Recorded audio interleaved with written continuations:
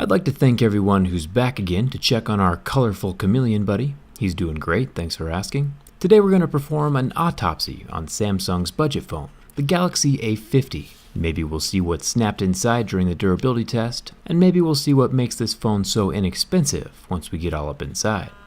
Let's get started.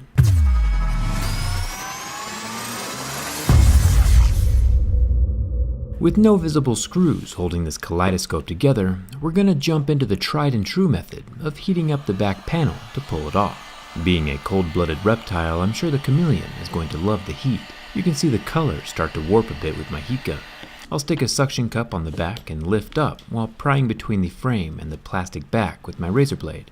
Once again making this the trippiest cell phone teardown yet, with how flexy the back panel is. No complaints here. Turns out though, that direct heat starts fracturing the colored part underneath the panel. This makes our reptilian friend look much older than he actually is. Fun fact, some chameleons can live to be 10 years old. The nice thing about having a plastic back on a cell phone is that we don't need to worry about the panel shattering into little glass shards. This thing is as flexy as they can get, and I can basically just peel it right off. The A50 has one of the most foolproof designs we've come across this year. Making plastic phone panels this colorful is a real game changer. The A50 isn't the same old boring single-colored plastic panel that we're used to seeing on budget phones. This is next level, flagship imitation type stuff, and it's surprisingly simple. Taking my razor blade to the back, we can see that the color layer scrapes off, just like we would see on a glass panel.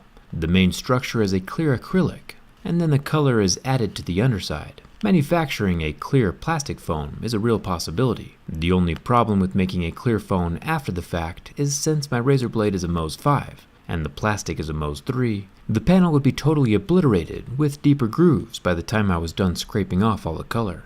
Would you ever buy a clear phone, or do you prefer the more colorful psychedelic backs? Or are you the type of person who just wants a single solid color? Let me know down in the comments. Let's see what else this phone has to offer. There are 13 normal Phillips head screws holding down the back plastic panel, and you would think at this point, with all the screws removed, that the back panel would just come off. But nope, it's trickier than that. The back internal plastics are connected with the sides of the phone in one solid piece that very snugly hugs the device. The sides of this plastic layer popping away from the screen is probably the snap we heard during the durability test, since we haven't seen any broken screw holes or any internal cracks so far. Finally, since I definitely remember to take out the SIM card tray at the beginning, the back and side plastics lift off from the screen, revealing the fairly exposed loudspeaker and the metal side button bracket that rest inside the plastic edge of the phone. Now let's take a look at the phone guts. I'll unplug the battery connector, just unsnaps like a little Lego, and then I can move over to the long extension ribbons, which also unplug like little Legos, both of which have arrows pointed up towards the main board just in case we get lost while we're in here.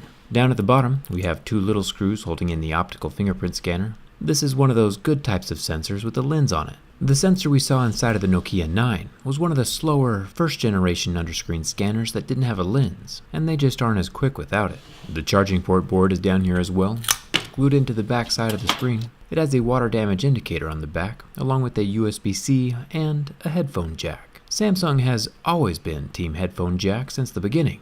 Well, they were Team Headphone Jack. I'm not quite ready to talk about it yet.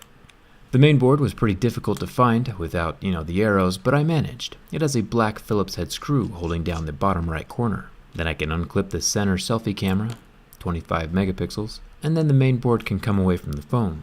There are no heat pipes, but we do have 3 different cameras, a top 5 megapixel depth sensor, then the 25 megapixel main camera, and an 8 megapixel ultra wide, none of which have optical image stabilization. But hey, the phone is less than $300 brand new, so we can cut Samsung some slack. One thing we can't cut Samsung slack for though, is what's underneath this battery. Or better, what's not under the battery. Samsung has once again left off the battery pull tabs, making safe battery replacements near impossible. It's pretty ridiculous. Not only can the user not replace their own battery, but recycling the phone at the end of its life is also much more difficult. I mean, look at all this gunk. Battery pull tabs cost literal pennies, and Samsung has to go add this gooey spiderweb. I have to say it though, if you're currently trying to decide between 2 different phones, buy the phone with the replaceable battery and skip this A50. The way this battery is now bulging is very unsafe, and we all know what happens when batteries get bent or punctured.